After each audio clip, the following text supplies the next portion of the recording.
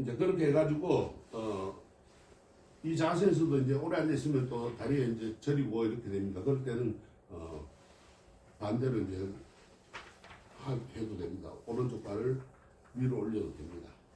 그리고 이제 무리가 되지 않도록 하고 정 힘들면 이제 반가부좌를 하고 그렇게 하면 됩니다. 그 다음에 장계 합장. 장계 합장은 이 흔히들 이제 우리가 오계를 받거나 보살계를 받거나 식계를 받거나 이렇게 할 때 수계 시에 무릎을 꿇는 자세로 이제 흔히 호계 합장이라고도 합니다. 호계 합장은 양무릎을 꿇고 엉덩이를 들고 허리를 세워가지고 무릎부터 머리까지 상체가 수직이 돼도 몸을 세우고 합장하는 겁니다.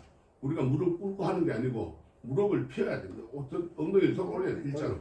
네, 그게 장계 합장입니다. 그렇게 해서 수비 받을 때는 이제 저런 자세가 돼야 됩니다. 네.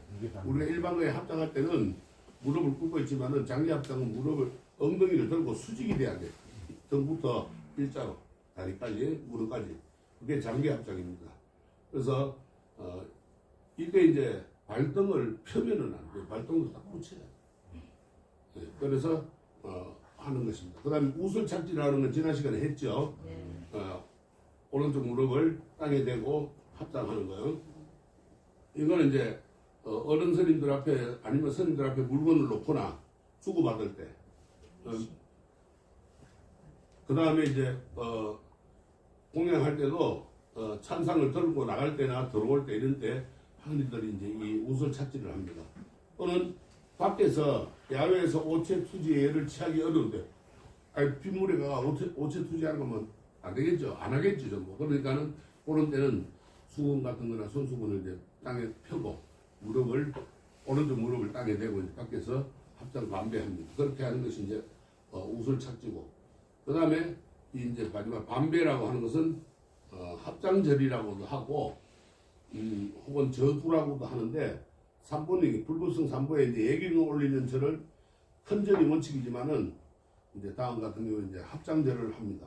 이 반배를 합니다. 절 입구에서 법당을 향해 할 때, 또 길에서 스님이나 같은 불자들을 만났을 때, 또 오계에서 불탑에 절을 할 때, 야외에서 법회를 할 때, 또 이 법당 안에서라도 참석 대중들이 많아서 큰 절을 못 할 때는 그렇게 이제 서가지고 할 때 반배를 합니다. 또 이 3배나 108배나 또 뭐 3000배나 1080배나 이렇게 할 때 처음 시작할 때나 마지막 끝마칠 때 서가지고 반배를 하는 겁니다. 그래서 또 이제 부처님께 뭐 초나 향 이런 공양물을 올릴 때 올리기 직전과 올리고 난 후에 또 법당을 들어가거나 나올 때 이런 때 이제 반배를 하고 또 기타 이제 필요할 시에는 항상 반배를 합니다. 그 다음에 이제 일배라고 하는 건 이제 큰 절이라고도 하고 삼보를 예경하는 절은 오체투지의 큰 절을 원칙으로 하는 우리 오체투지 이야기했죠. 두 무릎과 두 팔꿈치 이마가 땅에 닿는 거 그걸 오체라고 하죠. 신체의 5부분이 땅에 닿는다 해서 오체라고 합니다. 그래서 이걸 이제 인도에서는 이 5부분이 땅에 엎드려 한 절인데 인도에서는 접종례라고 합니다. 이걸 땅에 이제 마주친다의 접종례라고 하는데 온몸을 땅에 대어 절을 하면서 공경하는 이 접종례라는 이제 부처님 발을 떠받들었다 접촉했다 해가지고 접종례라고 그럽니다.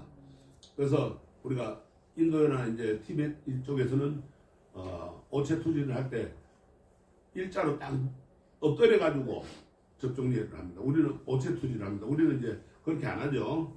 그냥 무릎 꿇고 이제 절을 하면서 이제 오체투지를 하는데 이와 같은 이제 오체투지는 자신을 무한히 낮추고 상대방에게 최대의 존경의 표하는 몸의 동작으로서 가장 경건한 예법입니다. 큰 절을 할 때 두 팔꿈치와 두 무릎은 특별한 주의를 기울이지 않더라도 동작의 절차상 땅에 닿는 것이 비교적 수월하나 반드시 이마가 땅에 닿도록 절을 해야 합니다. 그러면 이제 이 문제가 하나 있는 게 그러다 보면은 엉덩이가 발 뒤꿈치에서 떨어지게 돼 있어요. 이마를 땅에 닿게 하다 보면 그건 떨어지면 안 됩니다. 엉덩이는 반드시 발 뒤꿈치에 딱 붙어 있어요. 그래서 등이 일자가 딱 돼야 돼. 근데 등이 엉덩이 치들면 이래 돼버리거든. 이렇게 되면 안 된다. 그러니까 일자가 딱 돼야 돼. 그렇게 해야 되고, 그 다음에 이 동작을 이제 순서대로 구분하면은 먼저 이제 서 있는 자세 합장을 하고, 지난 시간 다 이야기 전에 이렇게 이제 합장을 하고, 그 다음에 합장한 자세에서 그대로 이제 두 무릎을 굽혀가 반듯하게 앉고, 왼손을 가슴에 대고 가볍게 대고 오른손을 뻗어서 몸을 굽히면서 이마가 닿을 지점에 짚고, 이어서 왼손을 오른손과 나란히 놓고 윗몸을 숙여가지고 이마가 땅바닥에 닿도록 완전히 엎드립니다. 엎드린 상태에서 두 손을 가볍게 뒤집어가지고 밭으로 올리는 자세를 말합니다. 여기 이제 밭으로 올리는 자세, 손을 거꾸로 뒤집어서 밭으로 올리는 걸 접종내라고 합니다. 그래서 이때 이제 발은 오른발을 밑으로 가게 하고 왼발을 위에서 살짝 눌러서 오른발을 움직이지 않게 그렇게 해줘야 됩니다. 또 올라올 때는 정반대로 왼손이 먼저 올라오고 오른손이 올라오고, 그러면서 이제 엉덩이가 발 뒤꿈치에 떨어지면서 일어서야 됩니다. 그때 발이 움직이면 안 돼요. 움직이지 말고 바로 서야 됩니다. 그런데 이제 다리가 불편하신 분들은 떨어지게 되고 두 발을 움직이게 돼 있어요. 그런데 그런 거는 상황에 따라서 이제 적절하게 하시면 되고, 그 다음에 이제 삼배는 불법성 삼보연의 공덕을 생각하면서 절하는 것으로 3번에 걸쳐서 절을 하고, 어떤 의심과 흔들림이 없는 굳은 신심을 이 불법성 삼보와 자기 스스로에게 드러내는 가장 기본적인 예법입니다. 그래서 우리가 고두례라고 하는 것은 유언반배라고 하죠. 예물 뒤에 이제 맨 마지막에 나온 유언삼보 대자 대비할 때 유언반배입니다. 그래서 머리를 조아린다는 뜻이, 한 번 더 이제 머리를 조아리는 거예요. 그래서 예경하고 싶은 마음을 나타내는 겁니다. 내가 어떤 마음을 예경하냐, 부처님을 받들어 모시느냐 이래 합니다. 그래서 우리가 1배를 하거나 3배를 하거나 혹은 1080배를 하거나 3000배를 하거나 이럴 때 마지막에는 항상 이 고두례를 해야 됩니다. 그래서 흔히들 뭐 스님들 앞에 가서 이제 절을 하려면 스님이 3배 올릴게요 그러면 스님이 한 번만 해라 그러면 한 번 1배를 하고 이 고두례를 해줘야 되는 거예요. 1배만 하고 일어서는데 그건 잘못된 겁니다. 3배를 이제 원칙은 큰 스님들이나 그 주지 스님들한테는 3배를 올리는 게 예의고, 법사 스님들에게도 3배를 올리는 게 예의지만은, 그래도 이제 1배만 하라 그러면 시간상 뭐 많이 걸리고 하면 1배를 하라 그러는데, 그런 때는 1배 후에는 반드시 이제 고두례를 해주고 3배 후에도 고두례를 해주고, 뭐 108배나 1000배나 마지막 끝날 때는 목탁을 딱딱 치고 2번 치거든요. 그러면 그때는 고두례를 하라는 소리예요. 그렇게 이제 하면 되고, 간절한 바람을 이야기하고 싶은 것을 마음에 담고 이제 그 유언반배를 합니다. 고두례를. 그래서 몸의 오체 투지의 상태가 되고 두 손바닥이 부처님을 받들기 위해 가지고 위를 하는 자세에서 고두를 하기 위해서 일어설 때와 마찬가지로 먼저 손바닥이 땅을 향하고 다시 이마를 들어 올렸다가 땅에 대고, 그리고 손을 다시 받들어 모시는 것을 이제 고두례라고 합니다. 그래서 어떤 사람들은 그러니까 이제 이 어깨까지 다 들어가지고 일자로 올라왔다 다시 내려가는 분도 있고, 또 아니면은 밑에서 그냥 팔꿈치는 땅에 대가 있는 데서 머리만 이마만 들었다가 다시 되는 사람인데 어느 게 맞는 건 하면은 뒤에 게 맞는 거예요. 다 어깨까지 들어 올리면 안 됩니다. 팔꿈치 들면 안 돼요. 그렇게 해서 땅에 이제 붙이고 약간 들고 머리만 약간 들고 이제 그렇게 고두를 하고 합장을 했다가 다시 이제 내려가면 되는 겁니다. 그리고 이제 우리가 흔히들 법회나 기도나 또 조성 예불이나 이런 데 참석할 때는 불자가 부처님의 가르침을 배우고 익히는 자리입니다. 우리가 법회를 보는 것은 부처님의 교리를 배우고 가르침을 배우고 경전을 익히는 그러한 자리고, 기도라는 것은 이제 자기의 마음을 수양하고 거기에서 모든 것을 집착을 내려놓기 위해서 하는 게 기도입니다. 그런데 이제 우리가 잘못되어 있는 것이 기도라고 하면은 자기의 소원을 비는 그런 이제 빌기자의 원할 원자 기원 기도라고 하는데, 그거는 이제 잘못됐죠.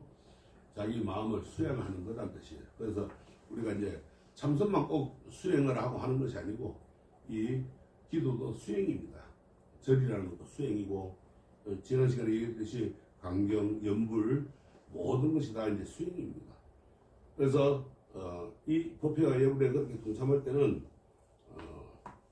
자기의 생활을 점검하고 내가 올바른 자세로 살아가고 있는가, 이런 것을 가다듬는 중요한 기회입니다.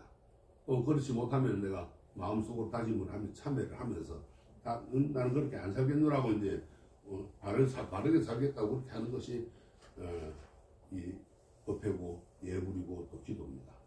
그래서 예불은 아침 저녁으로 부처님께 공경하는 마음으로 예를 올리는 의식입니다. 그래서 불자들은 이 조성 예불에는 반드시 참석을 해야 됩니다. 뒤에 가면 이제 나오겠지만은 참석을 해야 될 때와 안 해야 될 때가 이제 나오는데, 새벽 예불에는 이제 부처님께 예불을 이제 지난번에 예불은 칠정예라고 그랬죠. 7번의 예를 올린다 해가 칠정예라고 그러는데, 이때에 새벽에 하는 것은 아금청정수로 시작합니다. 아금청정수. 내가 지금 맑고 깨끗한 물을 올리오니 아금청정수 변이 감는다. 그것이 변해가지고 감로수가 되어서, 감로차가 되어서 봉은삼보죠. 부처님께 올리오니 원수애납수, 거두어 주시옵소서, 섭수해 주시옵소서 하고 이제 절을 3번 합니다. 새벽에는. 그리고 바로 지신기명례가 들어가는 거예요. 그래가지고 상계도사 사생자부가 들어가고, 저녁예불에는 5분 향례라 해가지고 차를 올리지 않고, 그러니까 우리가 새벽에는 닭이물을 반드시 감로수를 올려야 되고, 저녁예불에는 감로수를 올리지 않고 향을 피웁니다. 5분 향. 계향, 정향, 해향, 해탈향, 해탈직향 5가지의 향을 올리는, 마음의 향을 올리는 거예요. 그것이 이제 저녁예불입니다. 그래서 헌향지는 오마르나 이제 시작해가지고 이제 지신경명례로 들어갑니다. 그래서 그것이 이제 차이점인데, 그래서 저녁에는 새벽에는 지신경명례 할 때 원수자비 애납수 3번째 절을 하고 엎드려 가지고 지신경명례를 하고 일어서야 되고, 새벽에는 저녁에는 헌향지는 해가지고 지신기명례 들어갈 때는 서서 합니다. 그리고 사시에도 우리가 마지공양 올릴 때도 엎드려서 지신기명례가 들어가는 거예요. 앉아서 들어가 서서 하는 게 아니고, 종을 칠 때 이제 무릎 꿇고 합당하고 앉아 있다가 스님이 진흥근공 해가지고 다 끝나고 나면 이제 목탁을 한번 치면서 지신기명례가 들어가는 거예요. 그건 이제 앞에 진흥근공, 진흥가지 이런 거 할 때는 따라 하는 건 아니고, 이제 무릎 꿇고 합당하고 다 있다가 목탁을 한번 딱 치면은 머리 꿇고 내려가서 이제 땅바닥을 짚으면서 지신기명례 하고 이제 일어나고 무릎 꿇고 앉아 있다가 이제 일어서면 되는 거예요.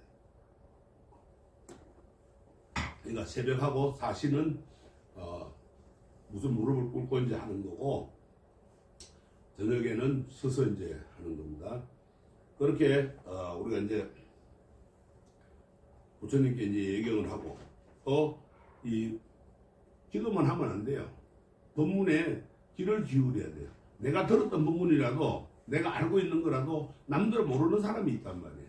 그럴 때는 조용히 그냥 듣고만 있어야지. 에이, 나는 저거 다 아는데, 다 들었는데, 이런 식으로 해버리면은 옆에 있는 사람들 방해가 되고, 또 자기 마음도 경건한 마음이 안 되고 경거망동을 하게 됩니다. 생각이 잡생각이 들어갔거든, 그런 순간에.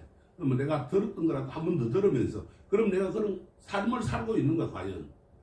자기 반성을 하고 자기 참여를 할 줄 알아야 돼. 그래서 이제 특별하게 법문을 하거나 아니면은 설법을 할 때는 항상 들어야 됩니다. 또 이 법당에 들어갈 때, 법회장에 들어갈 때는 법당 예절에 엇나지 않도록 하고, 또 남에게 방해가 되지 않게끔 그렇게 이제 합니다. 그래서 우리가 이제 자기가 그러고 나서 법회가 끝나고 나면은 자기가 쓰던 자복들을 항상 챙겨서 있던 자리에 갖다 놓고 그렇게 이제 나가거나, 또 그냥 날 두고 나가거나 아니면 타인에게 미루어서 갖다 놓게 해서는 안 된다 이거예요. 그래서 우리가 또 법문을 하는데 너무 어렵다고 아이고 나는 좀 어려워서 못 듣겠다 이러고 포기를 하면 안 돼요. 어려운 거라도 또 듣고 있다가 자기가 또 나중에 공부를 해보고 이렇게 해서 이해하려고 해야 됩니다. 그래서 공부하고 수행하는 내용은 주위에 많은 사람들에게 널리 알려가지고 전해야 됩니다. 그런 보살님이 계셨어요. 전에 와가지고 열심히 하고 그 한 것을 집에 가서 그대로 실천을 하는 거예요. 그러니까 천사님이 처음에는 뭐 며칠 하다 말겠지. 근데 갔다 오면은 그렇게 하고 또 전에서 있었던 이야기, 법문했던 이야기를 들려주고 그 식구들한테 하니까 나중에는 천사님이 집에서 어느 날 갑자기 이제 108배를 하는 거예요. 그러더니만 그 다음에는 절에 나오기 시작하는 거예요. 그러니까 내 행동 하나, 그 말 한마디가 남들을 감동을 시킬 수가 있고 그 사람을 불교에 기이하게 하는 거예요. 우리 불자들이 그런 게 굉장히 중요한 겁니다. 말만 앞서고 행동은 안 하면 언행일치라는 말이 바로 거기에서 나오는 말이에요. 뭔가 말과 마음이 똑같이 일치가 돼야 됩니다. 그래서 우리가 이제 항상 공부를 할 때, 기도를 할 때는 그런 마음가짐을 가지고 해야 됩니다. 그리고 절에서 이제 머물거나 숙박을 하게 될 때는 새벽에 이제 도량석이나 목탁 소리가 또 종소리가 울리면은 얼른 일어나서 이제 세수를 하고 양치를 치고 자리를 정돈한 후에 법당에 나가서 예불에 참여해야 됩니다. 일반적으로 절에서 행하는 이제 법회 식순입니다. 하지만 법회 식순은 각 절의 전통과 특성에 따라서 틀립니다. 적은 절은 적은 절대로 또 그 의식이 있고 큰 절은 큰 절대로 의식이 있는데 큰 절에 가니까 이렇게 하는데 영이 오니까 왜 이렇게 하냐 이렇게 하면 안 됩니다. 그거는 우리가 숙가의 각 그 성씨별로 문중마다 풍습이 다르듯이 절에도 큰 절과 적은 절, 암자 같은 데는 틀립니다. 이제 스님들 재량에 따라서 그게 바뀌고 하기 때문에 그걸 비교하고 그걸 갖다 논하면은 안 됩니다. 그래서 이제 허리들 처음 할 때는 모든 것이 상기열애가 들어갑니다. 우리가 예불에도 그게 들어가고 또 이제 그런 게 있고 그 다음에 이제 부처님을 찬탄하는 참불가가 있고 그 다음에 반야신경을 봉독을 하고 그 다음에 부처님을 청하는 청법을 하고 청법가를 하고 그 다음에 이제 잠시 입정을 하면서 자기 마음을 고요하게 가다듬어서 법문을 들을 준비를 하는 겁니다. 그 다음에 이제 스님이나 법사님들이 이제 법문을 하면은 그걸 간절하게 듣고 그 다음에 이제 정돈을 합니다. 내 마음을 산란한 마음을 하나로 이제 모으는 거예요. 그거를 이제 정건을 하면서 헌공 공양을 올립니다. 그 다음에 발언을 하게 되고 발언문을 봉독하면서 이제 나의 원을 세우는 겁니다. 그 다음에 발언을 하고 나면은 지난 시간에 얘기했듯이 큰 서원, 네 가지 서원, 사홍서원을 한다 그랬죠. 그리고 이제 그다음에는 기타 이제 공지사항을 하고 헤어지게 됩니다. 그래서 도량 안에서 이제 몸가짐이 가장 중요해요. 우리가 들어오는 법, 나가는 법 이런 걸 다 배웠는데 도량 안에서의 몸가짐은 항상 경을 보는 마음가짐으로 행동을 해야 돼요. 그걸 경행이라 그래요. 그래서 절에 오면은 항상 절에 들어오는 순간 집에서 돌아갈 때까지 엄숙하고 단정하게 해야 됩니다. 절에 들어와가지고 막 쓸데없는 이야기하고 소리 내고 떠들고 이러면 안 되고 항상 마음을 단정하게 고요하게 해서 정진하는 마음이 돼야 됩니다.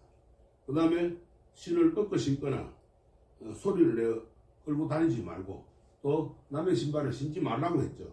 그리고 조용히 다녀야 됩니다. 막 뛰어다니거나 남에게 방해가 되게끔 이렇게 다니면 안 됩니다. 그 다음에 탑이나 불단의 법당을 돌 때는 오른쪽으로 돌아야 됩니다. 우요 삼잡이라. 그러니까 우측으로 돌 때 세 바퀴를 돌아야 돼. 그게 이제 흔히들 큰 절에 가면 법당이 뒤로 이렇게 돌게끔 돼 있어요. 큰 절들은. 탑만 도는 게 아니고 법당도 돌게끔 돼 있어요. 부처님을 중심으로 해서. 그때 돌 때 오른쪽으로 도는 거예요. 시계 방향으로. 그래서 우요 삼잡. 우측으로 돌 때 세 번을 돌아라. 그 다음에 그거 이제 부처님이나 탑을 중심으로 해가 동쪽에서 남쪽으로 도는 거예요.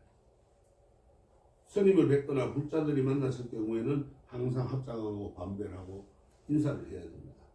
또 신기하다고 범정로에 올라가가지고 사물을 친다든가 총을 친다든가 이러면 안 되고, 또 잘못 치면은 대중들이 다 몰려들어요. 무슨 일이 났나 싶어서.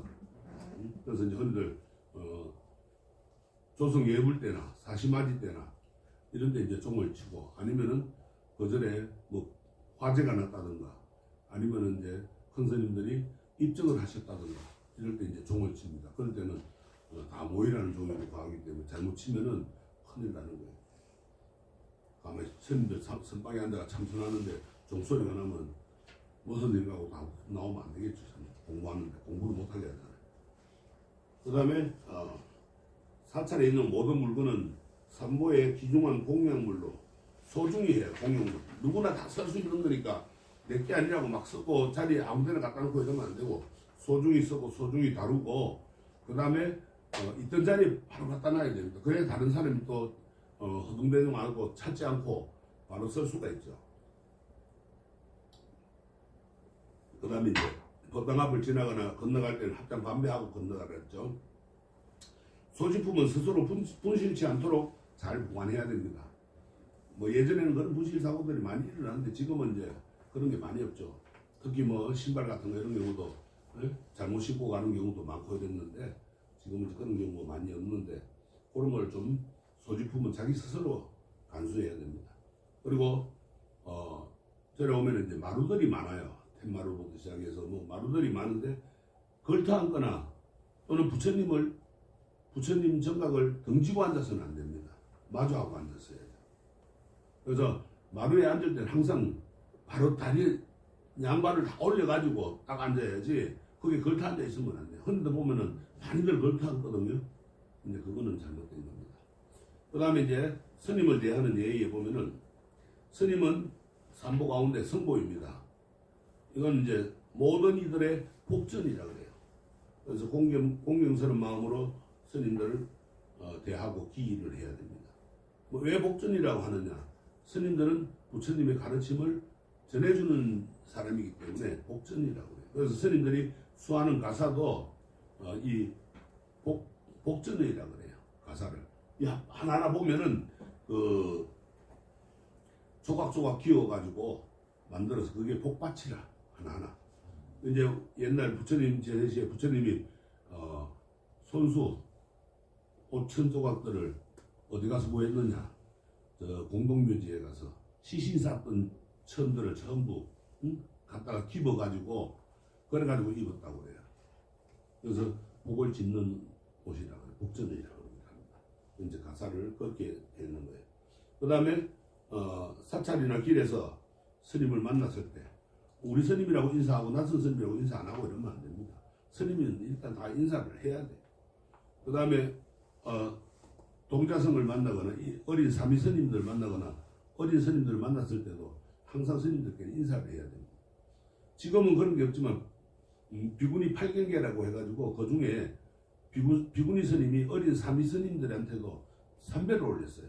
지금 하면 여성평등 시대, 남녀평등 시대인데 무슨 그런 소리 하냐고 난리들이 나는데, 사실은 그런 엄격한 교육이 있어야 됩니다. 그래야만이 세상이 바르게 공존해 나가는 거예요.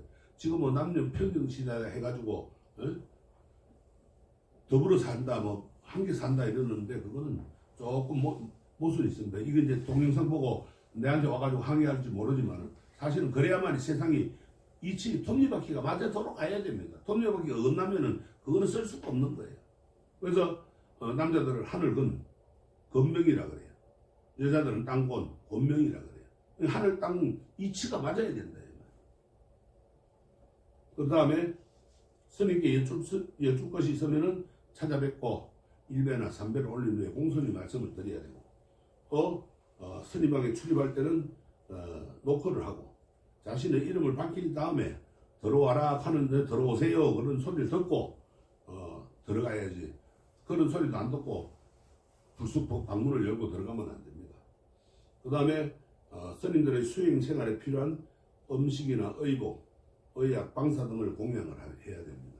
이걸 이제 뒤에 오늘 하는데 공양에 육법 공양에 들어가면 나오는데 사사 공양이라고 해요. 4가지 방법으로 공양 올리는 거. 음식, 우리가 이제 음식 공양을 올리고, 그 다음에 의복, 옷을 공양을 올리고, 그 다음에 의약, 약, 아파 누워 있을 때는 약을 공양을 올리고, 그 다음에 스님들이 수행 정진할 방사를 지어주는 것, 이것이 다 복을 짓는 겁니다. 그래서 사사 공양을 올려야 되고, 또 그 다음에 스님들이 말씀하는데 말씀이 끝나기 전에 말을 가로막고 말을 해서는 안 되고, 또 스님의 자리에 장난삼아 앉거나 또 눕거나 또 스님의 옷이나 모자 이런 걸 써봐서도 안 됩니다. 입고 써서도 안 됩니다.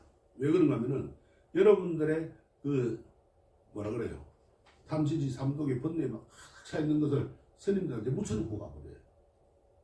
쉽게 말해가지고 여러분들 왔다 가고 나면 머리카락이 있단 말이에요. 스님들은 머리카락이 없거든. 근데 머리카락 묻혀놓고 하면 안 좋은 거예요. 그러면 이제 우스갯소리로 다른 사람이 보고 스님 이거 뭐예요? 한단 말이에요. 그런 이제 번뇌망상을 일으키게 해서는 안 됩니다. 그래서 스님들 자리에 항상 앉지 말고 또 타넘지도 말고, 경전들도 마찬가지에 땅에 놓고 이런 막 넘어 다니고 이런 건 안 됩니다. 그래서 스님 앞에서는 바로 꼿꼿하게 앉아야지 벽에 기대 앉거나 턱을 개고 앉거나 또 탁자에 의지해가 앉거나 이렇게 하면은 안 되고, 또 예배할 때 법사나 큰 스님에게는 3배를 하고 그 바깥의 스님에게는 1배를 올리고, 스님께서 그만두시라고 하면은 또 그만두고 안 해야 됩니다. 근데 그만두라 그러는데도 굳이 학교하고 억지로 하면은 그것도 결례입니다. 그 다음에 스님들이 말씀하시는 걸 엿듣고 또 그거를 옮기고 이러면 안 되고, 그 다음에 앉아 있는데 스님이 지나가는 걸 보면은 얼른 일어나서 합장 반배를 해야지, 앉아서 반배하고 그 인사하면 안 됩니다. 근데 이제 스님에게 그렇게 이제 뭐 모든 걸 이렇게 해라 저렇게 해라 하는데 그렇게 하지 않아도 될 때가 있어요.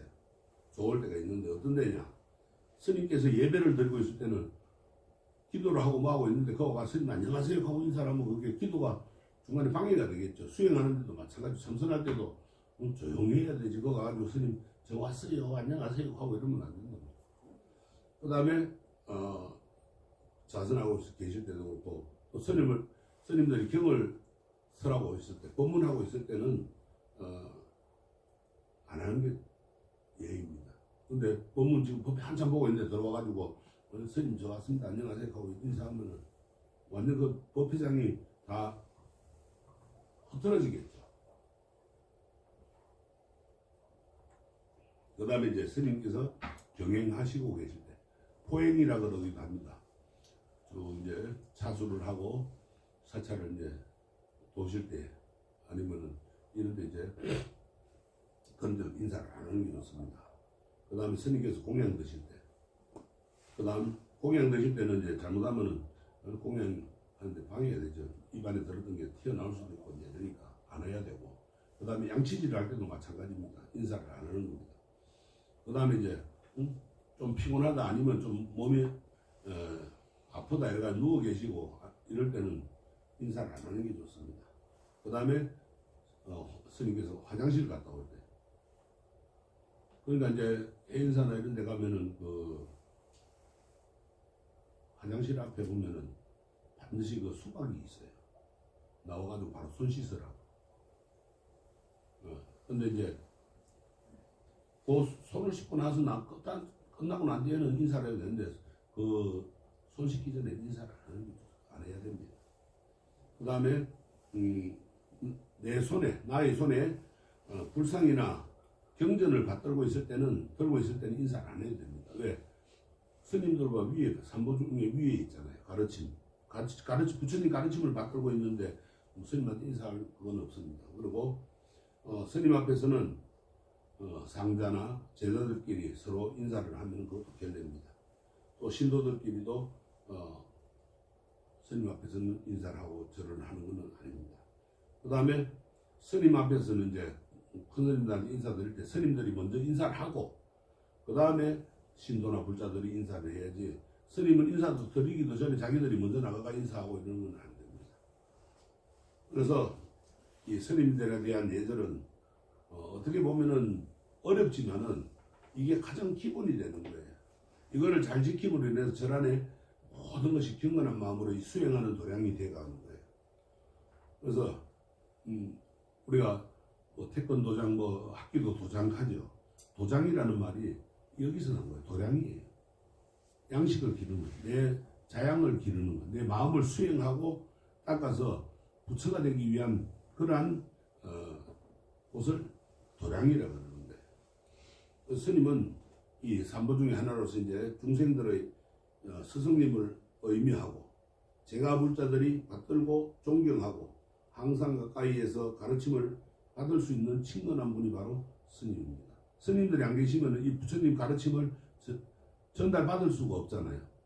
그래서 항상 가까이 두고 해야 됩니다. 그래서 우리가 기도를 하거나 공부를 하거나 뭘 할 때만 하든지 항상 가까이 스님들을 두고 바른 선지식을 두고 그렇게 기도를 하고 공부를 해야 됩니다. 잘못된 사람들 두고 하면은 저 엉뚱한 길로 가게 되는 거예요. 심술 고약한 사람 여기로 가는 게 서울 맞습니까? 하니까 아니 거길 말고 저리 가야 됩니다. 부산 쪽으로 가르쳐주면 안 되겠죠. 그래서 항상 바른 그러한 스님들을 스승으로 모시고 기도를 하고 수행을 해야 됩니다. 그래서 언제 어디서나 스님을 뵈면은 공경하는 마음으로 합장하고 인사를 해야 됩니다. 그리고 불교에 궁금한 것이 있으면은 그 절에 주지 스님이나 평소 존경하는 스님들을 찾아가서 가르침을 청하도록 해야 합니다. 그래야 되지. 그렇지 않고 딴 데 가서 묻거나 뭐 아니면은 신도들끼리 이야기하다 보면은 잘못된 그러한 이제 지식을 습득하게 됩니다. 그래서 밖에서 스님을 만나면은 그 자리에 서서 이제 합장절을 하고 관배를 하고 실내에서는 큰 절로서 삼배나 일배 예를 올려야 하고 그 다음에 스님께서 자선하고 있는 아까 이야기했죠. 그런 거 할 때는 저를 인사를 안 해야 됩니다. 그래서 또 스님이 앉으라고 하기 전에는 앉지 않고 묻지 않으면은 말을 안 해야 됩니다. 이 절에서는 가급적이면은 말을 많이 하는 게 아니에요. 그래서 말을 안 할수록 좋은 거예요. 그리고 우리가 이제 합장을 하고 인사를 하고 삼배를 드리고 일배를 드리고 스님들한테는 그렇게 하는 것이 맞는 겁니다. 그리고 이제 제가불자들 사이 예전에는 호칭은 우리가 이제 뭐 누구누구 불자님 아니면은 누구누구 도부님 혹은 또 뭐 거사님 보살님 이런 식으로 이제 호칭을 해야 됩니다. 불자라는 것은 부처님의 제자 이걸 불자라고, 도부님이라고 하는 것은 같이 법을 배우는 친구, 흔히들 도반이라고 합니다. 길도자 나눌반자, 같이 법을 나누는 친구를 도반이라고, 법부님이라고 그러기도 하고, 거사님이라고 하는 것은 이제 우리 남자 불자님들을 거사님이라고 하고, 혹은 뭐 요새 이제 그 하면은 다른 말로 또 처사님이라고도 하고, 그 다음에 우리 이제 여성 불자님들을 보살님이라고 이제 부릅니다. 법명이 있으면 법명을 꼭 불러줘야 돼요. 그리고 일반 마을이나 절에서 만났을 때는 서로 합장하고 그렇게 반대로 인사를 해야 하고, 법회 중일 때는 부르지 말고 그냥 봤으면은 고개만 목내로 합니다. 가까운 불자들이 경조사가 당했을 경우에는 즉시 찾아가 보는 게 도리이고, 또 불자 사이에 상부상조 해가지고 함께 돕는 마음을 길러야 됩니다. 봉사 정신이 있어야 돼요. 그런 게 없으면 불자들은 안 되는 겁니다. 그리고 불자들 사이에 좋지 못한 시비거리가 있을 때는 화합 정신으로 해결을 해야 돼요. 그걸 갖고 꼬투리를 잡고 그걸 앙금이나 뭐 가고 가면 안 됩니다. 그리고 이제 불자를 사칭해 가지고 불교를 비방하거나 삼보를 헐뜯는 사람을 보면은 잘 타일러서 우업을 짓지 않고 바르게 부처님의 법에 세계에 동참하도록 하는 겁니다. 그걸 우리가 가장 중요시해야 돼요. 전법으로 가게끔 해야 됩니다. 바른 길로 가게끔. 이 신행생활은 어떻게 해야 되냐? 믿음 생활을 하는데, 종교를 실행하는 일은 어떤 형태로 나름대로 자기 수행을 힘쓰겠다는 의식입니다. 보다 참다운 삶을 발견하고 노력하고 영위하려는 희망이 있다면 어떤 기준에 의해서든지 수시로 자기의 모습을 돌아보고 허물을 찾아내고 참여하고 잘못된 길을 고쳐나가려는 노력이 수반되어야 올바른 신앙생활을 할 수 있습니다. 그러니까 자기 자신은 항상 참여하고 그걸 바르게 고치려고 노력하는 겁니다. 그리고 보살 수행의 초점으로는 이제 그래서 어떻게 해야 되느냐를 바르게 하려면 예배를 드려야 되고 공양을 해야 되고 또 참여를 해야 되고 정진을 해야 됩니다. 그러니까 부처님께 예배를 올리는 거예요. 절을 올리고 또 부처님을 받들어 모시고 그러면서 공양도 올리고 또 그러면서 이제 자기의 마지막 참여를 하면서 그거를 정진해. 나는 안 그러겠다는 마음으로 이제 꾸준하게 노력하는 겁니다.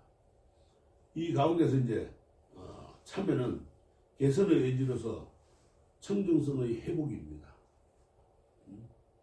맑고 청정하게 하는 겁니다. 그리고 이 부처님 전에 나아가는 기초인 겁니다. 일상 신행생활 가운데서 언제 어느 때라도 자기의 모습을 되돌아보아서 점검할 수 있고 자기의 삶의 위치를 조명해 볼 수 있는 밝은 거울을 경전의 지침에서 열람해 보면은 부처님의 교법과 처음과 끝을 총망라한 사성제법의 마지막 제시 부분인 도성제로 8정도가 있습니다. 8가지 바른 길. 이 8정도라는 곧 이제 정견, 정사, 정어, 정법, 정업, 정명, 그 다음에 정정진, 정념, 정정 이렇게 있는데 정견은 올바른 인식이라 올바르게 바르게 보는 거예요. 볼견장.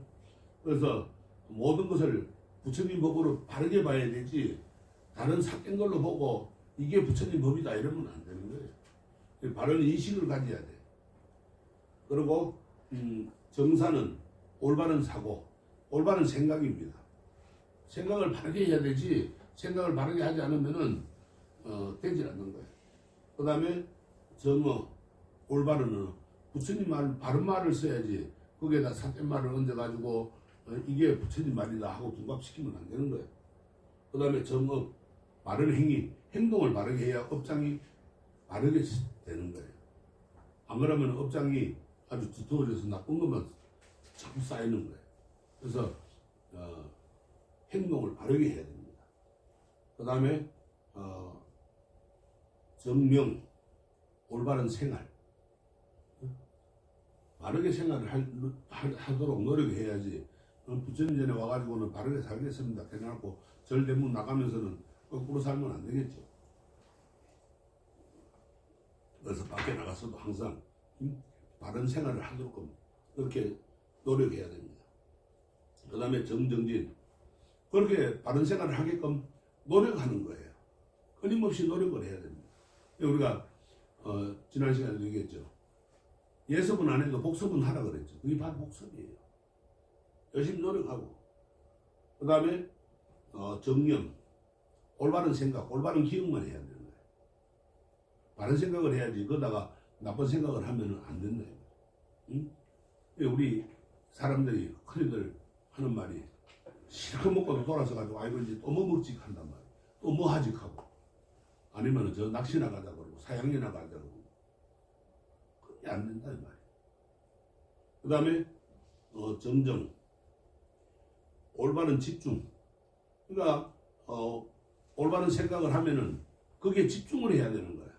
올바르게 그것도 뭐 다르게 엉뚱한 생각을 하면 안 되고 엉뚱한 데 집중을 하면 안 된다. 이것이 중생의 고뇌를 소멸하고 해탈을 하는 지름길입니다. 그래서 이 불자들이나 혹은 출가한 스님들이나 누구를 막론하고 이 신행을 발언한 불자라면은 누구나 반드시 실천하고 받들어 모시고 그렇게 행동을 해야 됩니다. 그것이 내 삶의 정사를 구분짓는 잣대인 겁니다. 정의를 바르게 사는 것, 사는 사태이라는 잘못 사는 거예요. 선과 악이라고 할 수도 있죠. 그렇게 두 가지로 구분을 해야 됩니다. 그 다음에 경전을 대하는 태도에는 경전은 삼보 가운데 하나의 법보이고 부처님의 진리가 담긴 책으로 항상 소중히 간직해야 합니다. 모든 절에서 모든 것은 다 그 법보입니다. 우리가 필기를 하나 해도 그거는 부처님 말씀을 썼으면은 그것도 법보예요. 그래서 모든 걸 소중히 하고 항상 깨끗한 데서 태워야 돼요. 소가 없앨 때는 아무데나 버리고 그걸로 코 풀고 이러면 안 되겠죠. 부처님 말씀을 갖다 코 풀면 되겠어요. 그런 거를 우리가 조심해야 되고, 그 다음에 책장을 넘길 때는 침으로 손에 침 묻혀가지고 넘기는데 그거는 좀 삼가해야 됩니다. 우리 더러움을 입에 악취가 나는 그 침을 갖다가 부처님 법보에다가 묻히면 되겠어요? 여러분들 진주나 이런 보배들, 금이나 이런 거는 빛나라고 반짝반짝 닦지요. 그러면서도 부처님 보배는 더러움 묻히면 안 되겠죠. 그 다음에 경전에 먼지나 더러운 것이 묻어 있을 경우에는 입으로 불어서 털지 말고 깨끗한 수건으로 잘 닦아야 하고, 또 항상 경전을 만질 때는 손을 씻고, 그렇게 더러운 손으로 경전을 만지면 안 됩니다. 그리고 이제 여기서 하나 제가 한 거는, 우리들 부처님께 절에 와서 보니까 불상에 먼지가 앉았다고 막 닦고 이러는데 그거 절대 손대면 안 돼요. 그런 분들 내가 몇 번 봤어요. 절대 그거는 부처님의 먼지가 앉아 있어도 그거는 스님들이 항상 하는 일이기 때문에 그거는 만지면 안 됩니다. 부처님께 손을 대면 안 돼요. 그리고 이 경전 위에 다른 책이나 물건을 올려놓았어도 안 됩니다. 항상 경전은 높고 깨끗한 곳에 간직해야 됩니다. 뭐 책들 경전들 집에 갖다가 책 꽂아놓고 먼지가 않도록 내두면 안 되는 거예요. 항상 깨끗하게 그렇게 해야 됩니다. 그래서 이 불자들은 언제나 부처님의 일대기가 담겨있고, 과거 부처님의 전생록이 담겨있고, 또 부처님의 가르침이 담겨있는 불교 성전을 지니고 다니면서 때때로 읽고 깊이 음미함으로써 자기 정화를 위해서 노력을 해야 됩니다. 부처님은 이렇게 사셨구나, 나도 이렇게 살아보자 하고 노력을 해야 되는데, 그래서 불교 성전 또 경전들을 가지고 다니면서 읽어볼 줄 알아야 됩니다. 그 다음에 법회에 임하는 자세는 항상 경건한 마음으로 정법을 믿고 배우겠다는 그런 마음으로 법회에 임해야 되고, 법회 시간에 늦게 오는 건 사실 아무리 바빠도 그건 좀 결례예요. 주일이 시작 전에 와가지고 한숨도 좀 돌리고 숨도 좀 쉬고 마음을 평온하게 하고 난 뒤에 법회에 임해야지.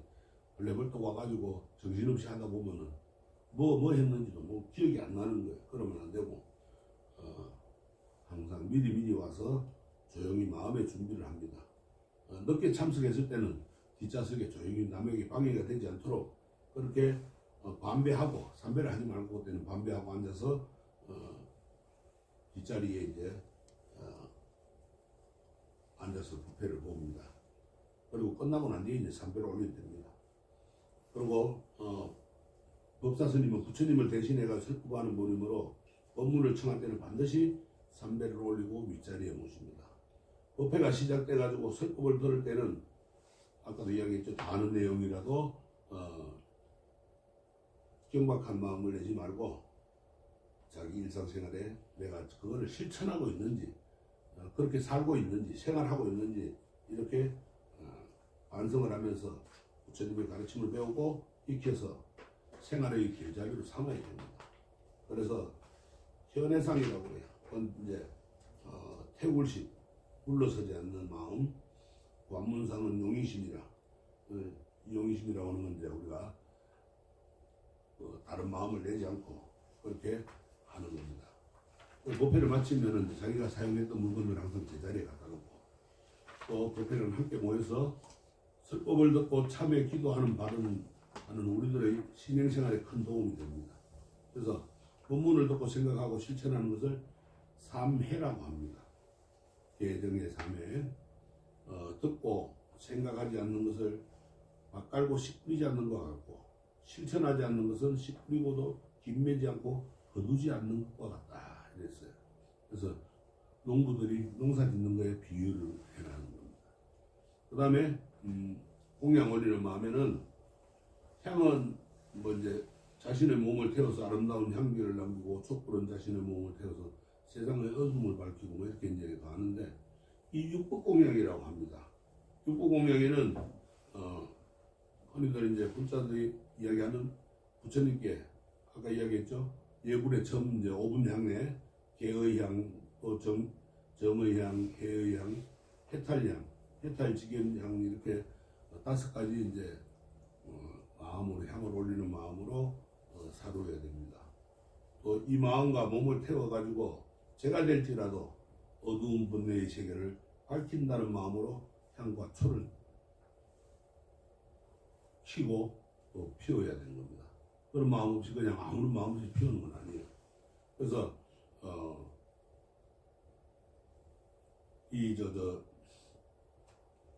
부처님께 공양 올리는 모든功德을 일체 중생에게 해양해가지고 중생의 고통을 덜어주고 참된 진리를 심어줄 것을 기원하는 마음이어야 됩니다.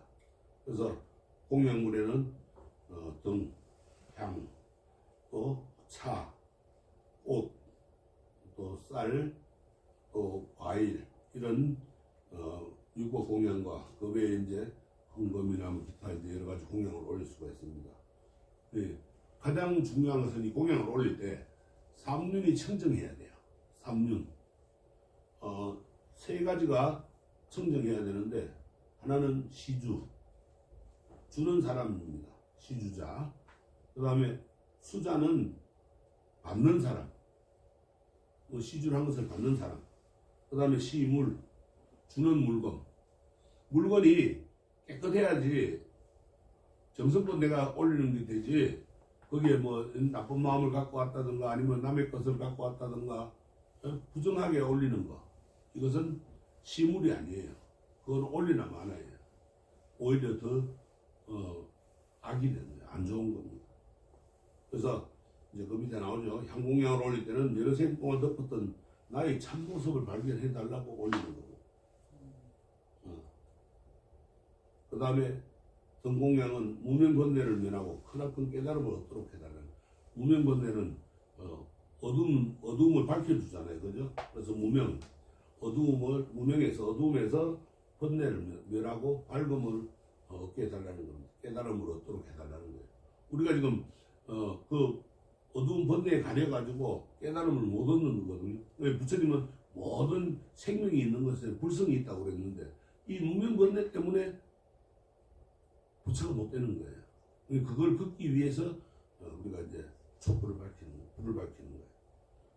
향공양은 우리가 내 몸을 사루어서 번뇌 망상을 태워버리고 거기에서 깨달음을 얻겠다는 거. 또는 내가 그 올리는 향공양 향이 널리 이 세상에 퍼져나가서 모든 사람들의 번뇌 망상을 다 태워버리라고 하는 그런 마음도 있는 겁니다. 그 다음에 차공양은 여러 생 동안 윤회에 시달린 갈증을 벗어나도록 해달라는 거. 우리가 갈증에 시달리면 얼마나 목이 탑니까? 여러 생 동안 윤회에 시달리다 보면 갈증이 생기게 돼 있어요. 어떤 갈증이냐? 윤회에서 벗어나고 싶어하는 갈증. 그것입니다. 그거 이제 그럼 깨달음을 얻어야 되겠죠. 그렇게 해달라는 뜻에서 차공양을 올리고, 또 꽃공양은 꽃이 피고 나면 뭐가 맺어요? 열매가 맺죠. 불가를 이룰 수 있는 거룩한 인연의 법을 깨닫도록 해달라는 겁니다. 불가. 부처님이 될 수 있도록 해달라는 거예요. 그래서 인연의 법. 그래서 인연을 맺어가지고 우리가 깨달음을 얻게끔 해달라는 뜻에서 꽃공양을 올리는 거고, 과일공양은 항상 한맛으로 싱싱한 법의 참맛을 얻도록 해달라는 거예요. 과일 먹으면 우리가 싱싱하고 맛이 좋죠. 그렇듯이 부처님 법을 접함으로 인해서 내가 부처님 법을 접함으로 인해서 법의 참맛을 깨달아서 항상 달고 싱싱한 맛을 느끼듯이 그렇게 유지해달라고 하는 거예요. 그 다음에 쌀공양. 시장감이 없이 떠나서 영원히 떠나가지고 법회 선열로 배부르도록 해달라는 거예요. 그러니까 시장하는 것은 우리가 배고픔을 떠나가지고 영원히 그냥 배고프지 않도록 해달라는 거예요. 부처님 깨달음을 얻어서 영원히 이제 윤회에 빠지지 않고 우명건너에 가리지 않도록 해달라는 겁니다. 그래서 불교 예불 공연 보면은 부처님께 올리는 그 신성한 의식으로 예경의식이 있고 의식인 그 향이나 등불이나 차, 쌀, 과일, 꽃 이런 것을 불법성 또는 스가모니불이나 아미타불, 대일열애는 비로자나 부처님을 대일열애라고 하거든요. 이런 부처님과 또 삼보와 보살 신중들이 불보전이나 부모, 조상 등의 망자에게 공경하는 마음으로 공양을 공급하여 자영하게 하는 것을 뜻하는 것으로서 그 중에 이제 예경물품의 하나로 꽃을 사용했는 걸 초기경전에서도 많이 볼 수가 있습니다. 그래서 이 꽃 공양을 많이 올렸어요. 예전에는 가장 쉽게 구할 수 있었던 건가 봐요. 그래서 초나 향, 차, 꽃, 과일, 쌀 이것을 이제 육법 공양이라고 하는데 6가지 부처님께 올리는 공양물들에서 깨달음과 관련된 6가지 공양에는 정신적인 건 상징법을 의미합니다. 정신적으로 우리가 마음으로 상징하는 거예요. 내가 그렇게 올려가지고 진짜 다 하는 게 아니고 등 초를 밝히는 것은 지혜의 등불, 지혜를 뜻합니다. 즉 등은 세상을 밝히는 광명이고 진리를 내포하고 있습니다. 특히 소는 자신을 태워가지고 자신을 태우는 건 자비라, 자비. 자기를 희생시켜서 남을 기쁘게 해주는 것. 그게 자비라. 세상을 밝혀주는 것. 이거를 지혜라고 합니다. 육바라밀의 지혜라고 해요. 대성적인 뜻이 이제 포함되어 있습니다. 이 공양의 공덕을 이제 잘 표현하고 있는 겁니다. 그 다음에 향은 해탈의 향이라. 등불은 강력하게 어두움을 없애주지만은 가려져 있거나 깊숙이 숨겨져 있는 어두운 곳까지는 미치지 못합니다. 그렇죠? 뭐 가려 있으면 불빛이 안 나오죠. 그러나 향은 그 가려진 곳에도 향기를 두루 나눠주는 공덕이 있습니다. 그래서 불교에서는 향을 해탈향이라고 합니다. 이것은 부처님의 깨달음 기초 정신인 계율을 이어서 널리 법계의 향문이 시방세계에 두루 미친다는 그런 뜻을 표현하는 겁니다.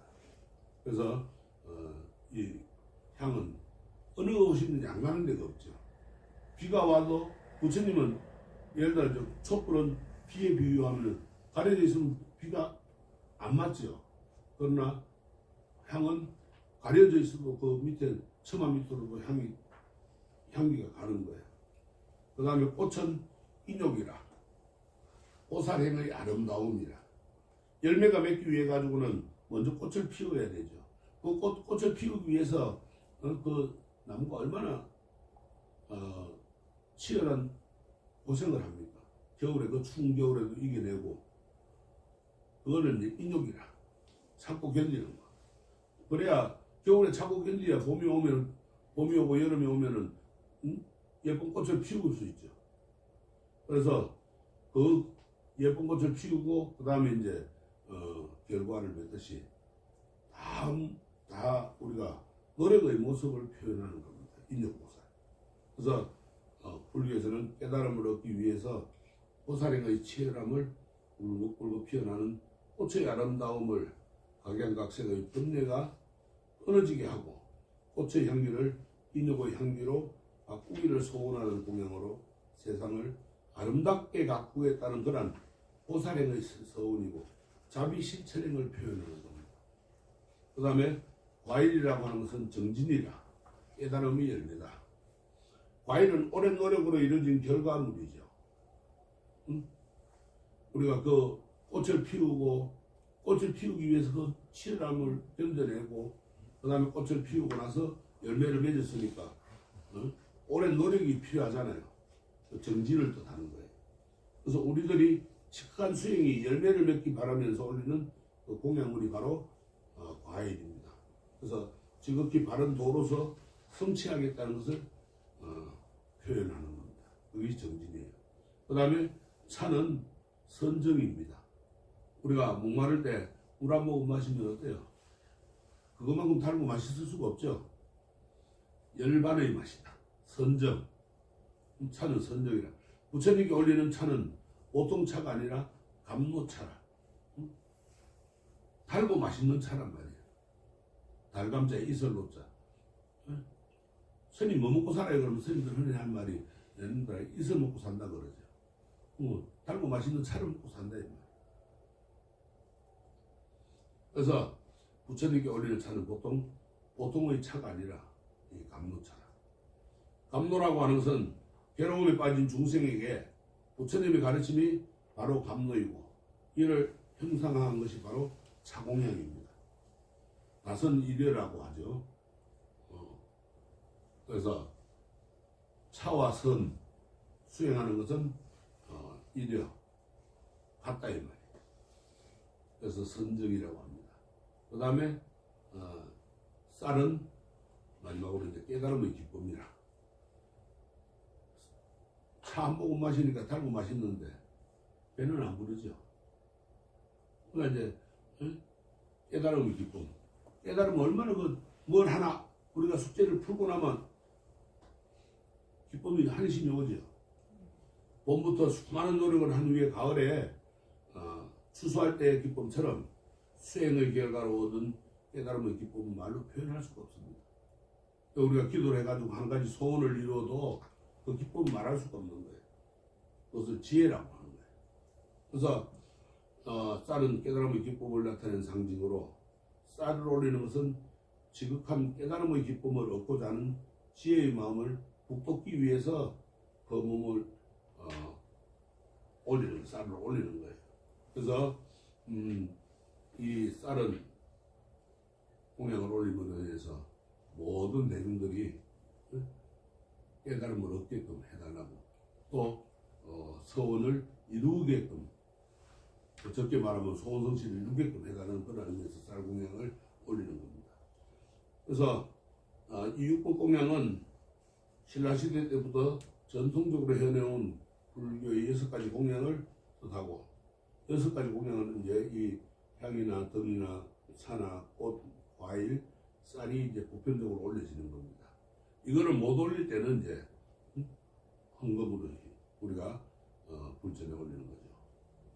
그래서 대방강물 항경 말미에 연기조사가 지은 국태민항과 선망부모의 왕생극락을 발언하는 대사경법에서 청의 동자가 꽃을 뿌려가지고 도량을 청정리하고 대중들이 향이나 등, 차, 꽃, 과일, 이런 쌀 6가지 공양물을 부처님전에 올림으로 육법 공양의식을 재현한 겁니다. 그래서 공양물을 올리는 것은 부처님을 찬탄하고 불자의 발언을 담은 그러한 개송이고 이것이 이제 뭘로 번패로 불리는 것이 일반적입니다.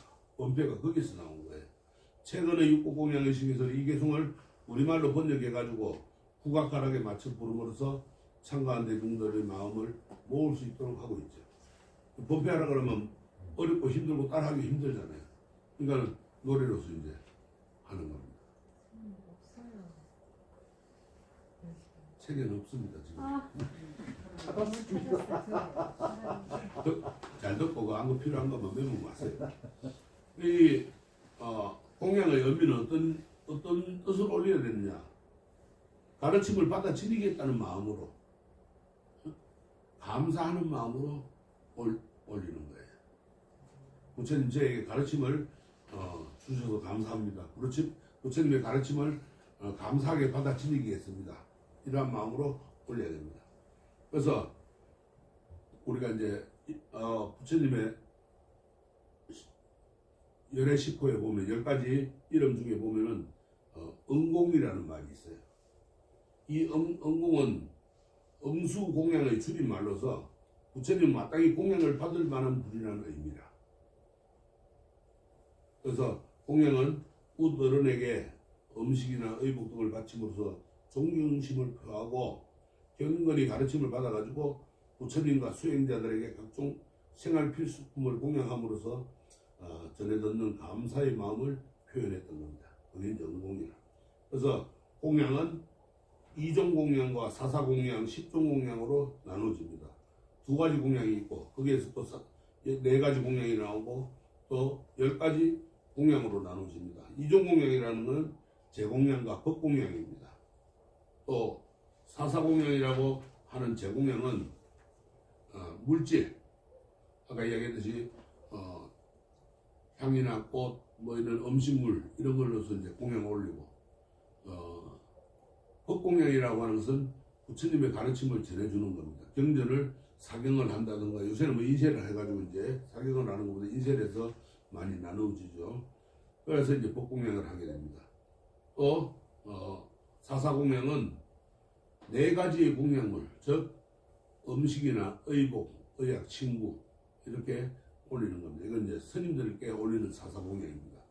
법화경 법사품에는 꽃이나 향, 영락, 말향, 당번 이런 걸 10가지 공양물로 이제 설명을 하고 있는데 이 10가지에는 첫째 10종 공양에는 꽃이나 향, 영락, 영락은 구슬 목걸이입니다. 우리가 절에 가면은 보살상에는 전 목걸이를 다 하고 있어요. 그 목걸이가 이제 영락이라고 그래요. 또 말향, 부순나무라고 하는 인도의 부순나무라는 나무가 있어요. 이 나무에 잎과 껍질로 만든 가류향. 이건 이제 주로 불공 때 옛날에는 많이 쓰였습니다. 지금은 가류향을 안 쓰죠. 또 도향, 진흙으로 만든 그런 또 향도 있었고, 소향, 이제 그거를 태우는 거. 또 정계당번, 비단으로 만든 기가 있습니다. 그거를 번이라 그래요. 번개당번. 그 다음에 의복이나 기약, 음악 이제 번패라고 그러죠. 거기서. 그 다음에 이제 합장을 하는 거. 이거를 3부에 공양하는 10가지 공부로 법화경에 나와 있습니다. 그래서 영락이라고 하는 것은 구슬을 몸에 끼워가지고 이제 거는 거 장음하는 기구고, 불상이나 또 모시는 궁전을 장음할 적에 꽃 모양으로 만든 그 무치나 주옥을 쓰는 것을 영락이라고 합니다. 말향이라고 하는 가루로 된 향의 청칭을 말향이라고 하고, 당번은 정번이나 또 비단으로 만든 기를 정번이라고 그러는데, 불전이나 이런 것을 이제 장음을 할 때 쓰이는 당과 번입니다. 그 다음에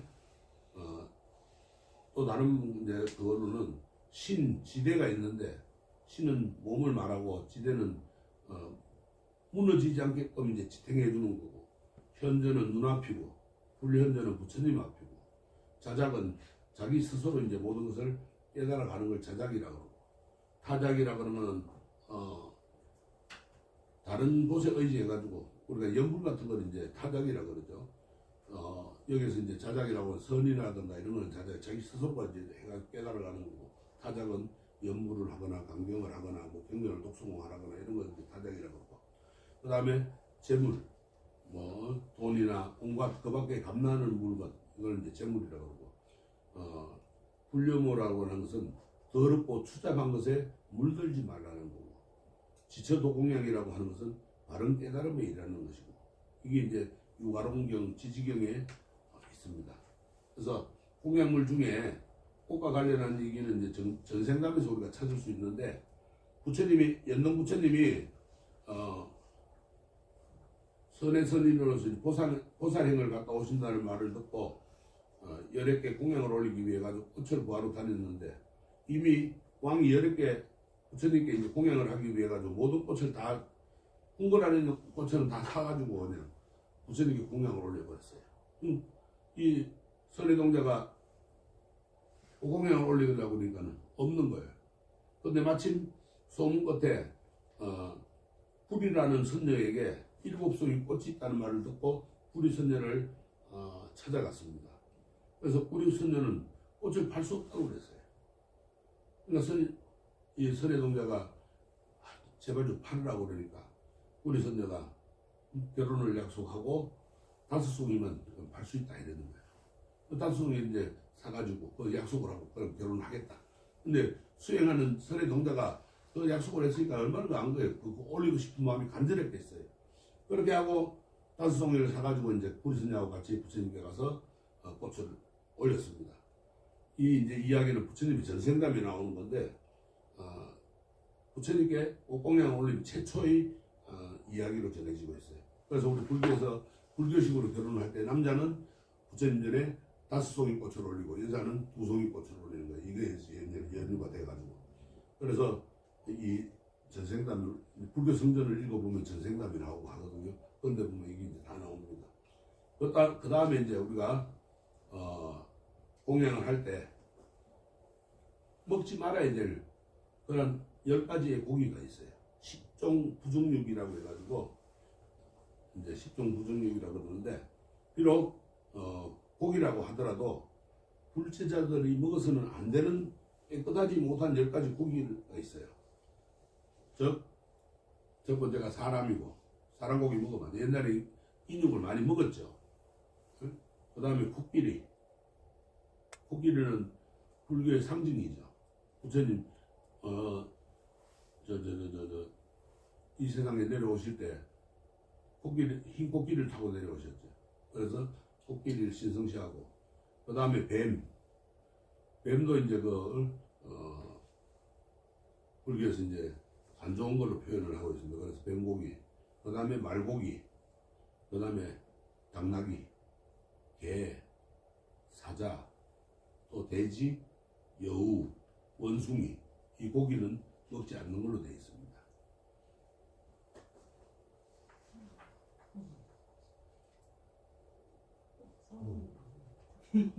소고기는 근데 이제 이 고기들이라고 또 삼정육이라는 게 있어요. 세 사람의 손을 거쳐서 먹으라 그랬어요. 그래야만이 그 고기들이 원한을 씻어낸다 그랬어요. 우리가 사람도 죽기 싫어가지고 90먹은 노인네 보고 죽으라고 하면 싫어하잖아요. 마찬가지 짐승들도 죽기 싫어합니다. 근데 그걸 죽였단 말이에요. 화가 얼마나 미쳐 있었겠어요. 화기가 가득한 고기를 내가 바로 먹으면 탈난단 말이에요. 사람의 손을 세 번 거쳐서 먹으면은 그게 다 묻어나고 없어진다. 그래서 그런 이제 삼중육을 먹어야 되고, 그 다음에 또 한 가지는 육식 동물 중에는 소고기를 먹고, 또 바다고기 중에는 명태를 먹으라 그랬어요. 왜? 전부 초식 동물이라 살생을 안 하는 거예요. 그 외의 거는 다 잡식이라 살생을 한단 말이에요.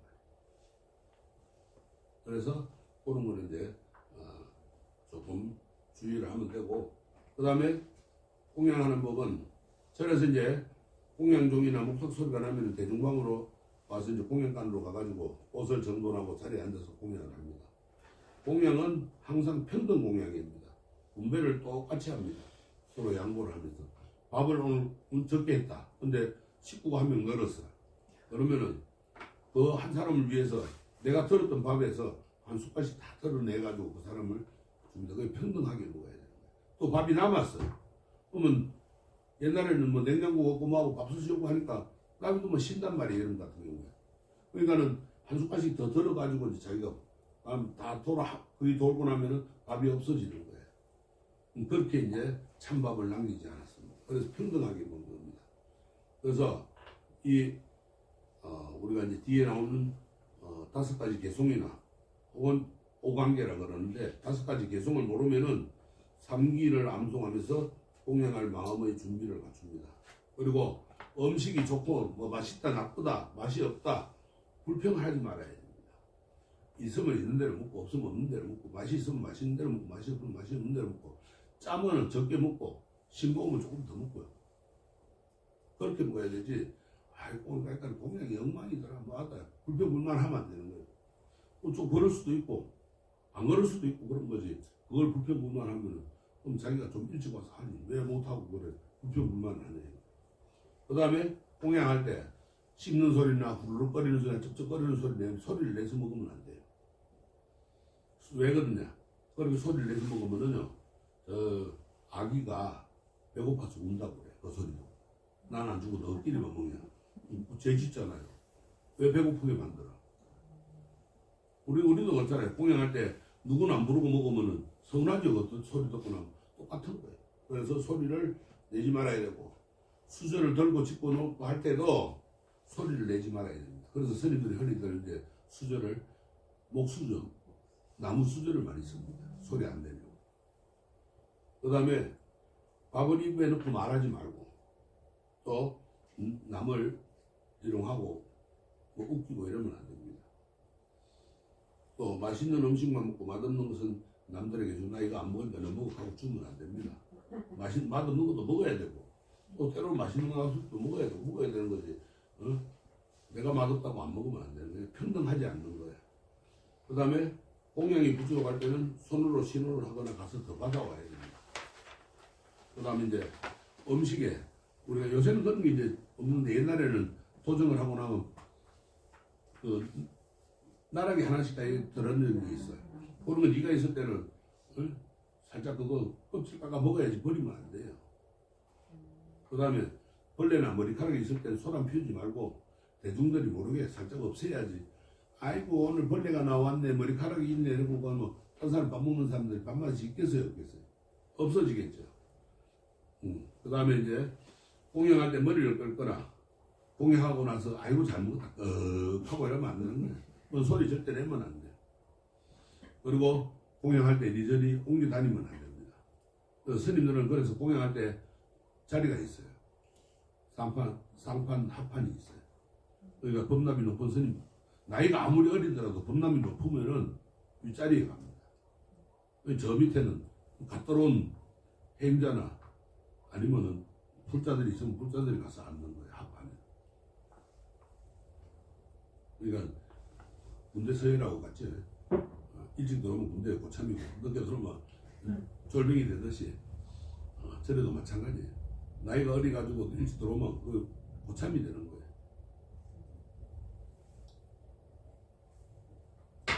그 다음에 이제 이 밥을 먹고 먼저 일어나지 말아야 됩니다. 밥 자기가 먼저 먹었다고 일어나가지고 나가면 안 돼. 대중들이 다 먹을 때까지 기다리고 앉아 있어 줘야 돼. 기다릴 줄 알아야 돼. 그 다음에 자기가 공양한 것은 반드시 자기가 세척을 해야 됩니다. 공양했으니까 그거 가지고 저 설거지 통에 갖다 담가놓고 나오면 안 돼. 자기가 씻고 나와요. 자기가 먹으면 자기가 씻어야지. 남에게 맡기는 그것도 빚지는 거예요. 그 다음에 이 하나의 쌀이 나의 입에 들어오기까지는 적어도 농부의 손이 88번이 가야 합니다. 그래서 쌀밑자가 88쌀을 뜻하는 거예요. 88번의 손이 간다. 1사. 목적 없이 공양하는 것은 배만 채우는 동물과 같아요. 아까도 이야기했죠. 실컷 먹고 나서 또 먹을 생각한다고. 그러면 안 돼. 목적 없이 배만 채우면 안 돼. 그러니까 딱 자기가 먹을 만큼만 먹고 말아야 되는 겁니다. 그리고 이제 바로 공양을 하면은 요즘에 이제 심각한 문제가 뭐예요? 음식물 쓰레기죠. 음식물 쓰레기가 일반 쓰레기의 3분의 2가 음식물 쓰레기예요. 그만큼 지금 심각합니다. 그리고 우리 절에서도 보면은 공양하고 나면 꼭 그 음식물 통에 음식물 찌꺼기들이 많이 나와요. 큰 절에 가면 그런 게 절대 없어요. 나올 수가 없어요. 바로 공양하면은 싹 전부 자기가 먹으니까.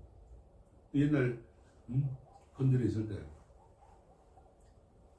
외국인이 스님들 낮에 여름에 공양하는 걸 문을 다 열어놓고 했으니까 보고 있다 가면서 뭐라고 그랬는가 하면은 다 손가락 엄지손가락 짓들면서 원더풀 가는 거예요. 왜 그랬겠어요? 자기가 세계 여러 나라를 여행을 해봤어도 저렇게 깨끗하게 금금 절약하고 검소하게 공양하는 건 처음 봤다. 이거. 저렇게 식사하는 방법은 처음 봤다는 거예요. 쫙 깨끗하게 자기가 다 마셔버려 있으니까 씻을 게 없잖아요. 그래서 최고라는 거예요. 그만큼 이 공양하는 게 바로 공양하는 게 중요한 겁니다. 음식 낭비를 안 하고 또 환경이나 식수를 오염시키지 않는 거예요. 그러면 예를 들어 음식물 많이 나오고 또 그런 씻고 하다 보면은 뭐가 되겠어요? 세제를 쓰게 되고 세제 쓰면 그게 환경이 오염되고 식수가 오염되잖아요. 그래서 인간의 생존권이 위협받는 거예요. 지금 기후 환경이 자꾸 변화되는 것도 다 이런 거에서 연유가 되는 거예요. 먹고 사는 문제가 큰 거예요. 응? 요새는 뭐 옛날에는 생일 때나 아니면은 제사 때나 뭐 기념일 때만 그냥 고기 정도 먹었지. 지금은 매일 고기를 먹는단 말이야. 그러다 보니까 소 많이 키워야 돼, 돼지 많이 키워야 되지, 개 많이 키우고 닭도 많이 키워야 되고. 그러니까는 그거 키우려니까 환경이 얼마나 파괴가 됩니까? 오염이 됩니까? 그러니까 기후 환경이 자꾸 온도가 높아지고 파괴가 되는 거예요. 우리가 이거 좀 심각하게 생각해야 되는 문제입니다. 응? 그런 걸 하다 보니까는 저 열대 우림 지역에 전부 산림 다 태우고 불 다 태우고 자기들 뭐 하겠다고. 지구의 온도가 자꾸 높아지는 거예요. 남극의 빙하, 북극의 빙하가 자꾸 녹아내리는 거예요. 그러면 이제 결국 인간은 다시 뭐로 가느냐? 그게 파괴가 돼가지고 돌고 돌아서 다시 빙하 시대가 오는 거예요. 다 얼어붙어 버리는 거예요. 그게 이제 멸망하는 거예요. 그래서 이 불교에서 자랑스럽게 하는 이 발공양, 이것이 가장 중요한 겁니다. 이것을 우리가 일반 국민들 또 세계인 모든 사람들이 발공양만 하고 살면은 아무리 육식을 하고 뭐하고 해도 아까 삼종육이라든가 이런 거 식종육을 금기하고 이러면은 지구가 얼마나 평화롭고 아름다운 지구가 되겠어요. 살기 좋겠죠. 그러니까는 기독교인들이 한때 이 불교국가를 미개국이라고 비방을 하고 그렇게 많이 했어요. 그러나 지금은 바뀌었어요. 환경 문제 때문에. 이 불교국가야말로 지상 낙원이라고 그러는 거예요. 그만큼 우리가 바로 공양이 중요한 겁니다. 부처님 법대로만 살면은 세상이 혼탁할 수가 없어요. 그래서 우리 불자분들부터 집에 가서도 그렇게 실천을 해야 돼요. 바로 공양해야 돼요. 쌀 한 톨, 밥 한 톨 함부로 버리지 않고 아끼고 전략해야 됩니다. 옛날에 큰데 있을 때 노선님이 얼마나 이 밥 한 톨, 쌀 한 톨을 갖다가 아꼈는가 하면은 종기가 났어요. 고름을 빼낸다고 보리밥을 해가 붙였어요. 고름을 다 빨아먹을 거 아닙니까? 그걸 다시 씻어가지고 드셨어요. 그만큼 건금제라고 소식을 하면서 깨끗하게 살려고 노력을 했던 거예요. 내가 한 거니까 내가 먹는 거예요. 버리면 안 돼요. 그만큼 제어는 지난번에 이야기했죠. 좁쌀 씨알 이야기했죠. 소로 태어나가지고 그 집에 가서 3년 동안 서로 갚았다는 말을 했죠. 그만큼 중요한 겁니다. 만약에 보리밥 그거 다 버렸으면 그 꼴을 어떻게 받겠어요? 우리가 밥 남기지 말아야 되고 자기가 먹을 만큼은 덜어놔야 돼. 밥이 많으면 덜어내놓고 먹어야지. 그걸 갖다가 다 먹다가 아이고 나 배불러 못 먹어 하면 안 돼요. 집에서도 마찬가지예요. 밥 먹을 때 보면 식당 같은 데 가서 보면은 밥그릇에 밥풀 붙여놓고 나가거든. 그거 잘못된 거예요. 싹 끌고 먹고 나가야지. 그거 남기면은 그게 습득이가 되는 거예요. 깨끗하게 먹어야 됩니다. 그래서 나중에는 우리 선조들은 거기에다가 이제 숭늉 부어가지고 깨끗하게 씻어서 마셨단 말이에요. 지금은 그걸 안 하거든. 그거 먹으라 하면 어디 죽는 줄 알아요. 애들 보고 그러라 하면 까르고 구역질하거든. 그거 잘못된 거예요. 그게 가장 깨끗하고 좋은 거예요. 왜? 그렇게 먹고 나면 숭늉으로 그렇게 깨끗하게 씻어 먹고 나면 소화도 잘 됩니다. 위장 탈날 일이 없어요. 이렇게 우리가 공연할 때도 항상 바로 공연하는 마음으로 함부로 버리지 않고 아끼고 전략해가지고 남에게 이익되고 복되는 생활을 해야 됩니다. 복이 없다는 왜 이렇게 가지? 그런 사람들 다 이렇게 공양을 잘못하고 모든 물건들을 낭비해서 복이 없는 거예요. 복진 타락이라 그래. 복이 없어. 왜 복이 없느냐? 전생에 복 많이 지는 갔으면 이 생에 복이 있을 텐데 전생에 그렇게 흥청망청 살아서 이 생에 와가지고 가난병이도 태어나는 거예요. 옛날 그 부처님 이야기에 보면은 공주가 있었어요. 공주가 하고 날 울고 뭐하고 하는 말을 안 들으니까 임금이 너는 이 나라에서 가장 가난한 거지한테 시집 보낸다 그러는 거예요. 어릴 때부터 그 소리를 듣고 자라니까 나중에 커가지고 이제 결혼을 시키려니까 너 누구한테 시집 갈래 그러니까 거지한테 간다 그러는 기도 안 차리고 그러시거든. 왜 그러냐. 그래서 우리가 섭이라는 게 굉장히 무서운 거예요. 결국은 거지한테 시집을 갔는데 이 공주가 얼마나 현명한가 하면은 거지가 아무것도 없으니까 그럼 살던 데가 어디냐 그러니까 살던 데는 저 산 너머에 있는데 뭐 집도 망했고 뭐 가는 애가 없다 그래. 그럼 땅은 있을 거 아니에요. 있다 그러니까 거기 가 살자고 그런 거예요. 그거 가가지고 이제 집을 짓고 뭐하고 해가 살자고 이제 땅을 파는데 땅 속에서 검은 보화가 나오는 거예요. 그걸로 궁궐보다 더 멋있는 집을 짓고 사니까 임금이 도대체 어떻게 사는가 싶어가지고 가보니까 우리 궁궐보다 더 좋게 지내고 살거든. 그러니까 거지하고 공주를 불러다 놓고 어디서 도둑질 해다가 그렇게 해놓고 사느냐고 혼을 낸 거야. 그러니까 이제 사실대로 이야기하니까 부처님한테 가서 이제 여쭈는 거예요.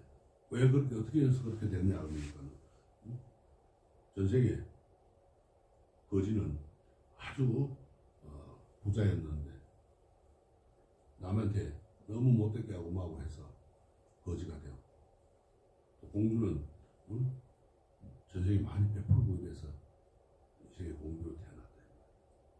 그래서 우리 만난 거야. 전생에 잘 베풀었기 때문에 우리도 검은 보화를 찾았다. 그것처럼 우리가 복을 안 지면요 가난뱅이를 사는 거예요. 항상 베풀고 남을 이롭게 할 수 있는 그러한 삶을 살아야 됩니다. 말 한마디라도 따뜻하게 해야죠. 우리가 말 한마디로 천냥빛을 갚는다는 말이 있잖아요.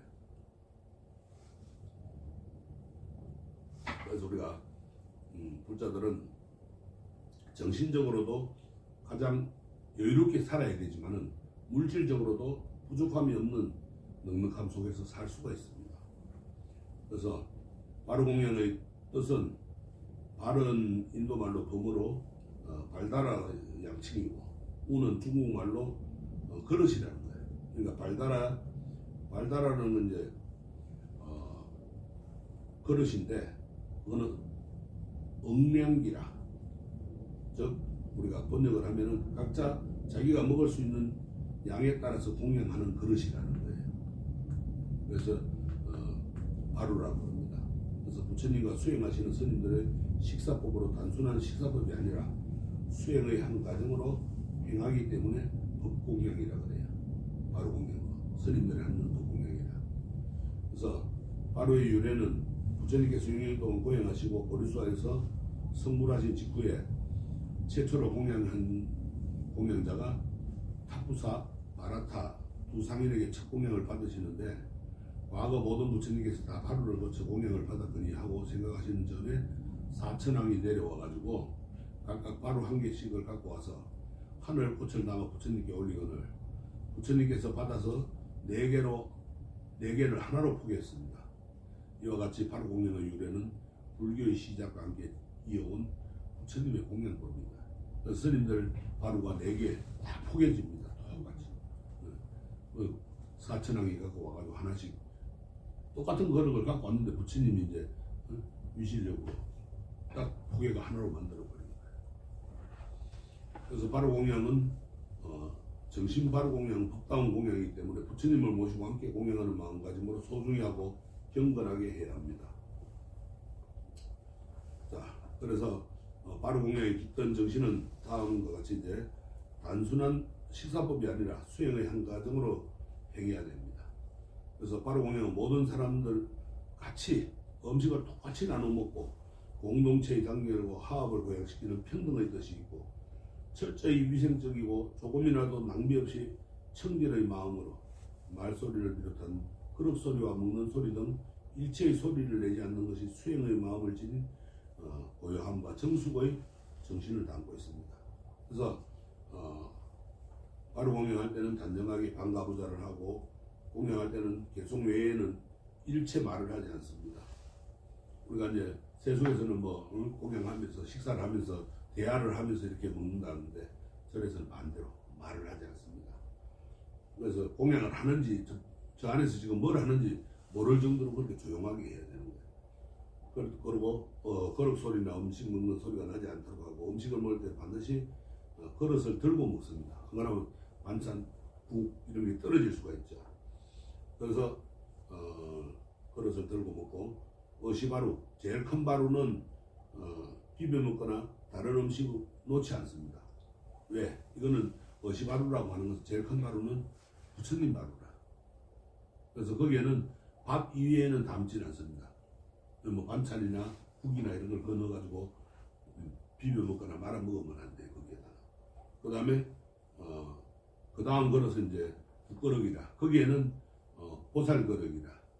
그래서 반찬이나 밥이나 국을 다 한 군데 넣어가지고 말아 먹고 비벼 먹어도 괜찮습니다. 그 다음에 밥 먹으면서 남들 자꾸 쳐다보고 이리저리 돌아보지 말아야 됩니다. 자기 밥하면 열심히 먹어야지. 남 먹는 거 구경하고 할 것이야. 그러면 안 되고 또 남에게 방해를 줘서는 안 됩니다. 그러니까 이 공명은 평등과 청결, 고요의 마음을 잊지 않도록 해야 됩니다. 평등 공양이라 항상 바로 공양은 그리고 깨끗하게 청결하게 해야 돼요. 다음 이제 염주사용법은 다음 시간에 하도록 하겠습니다.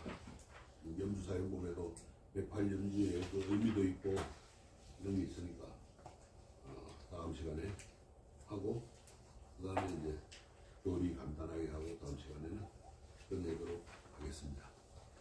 자, 질문 있습니까?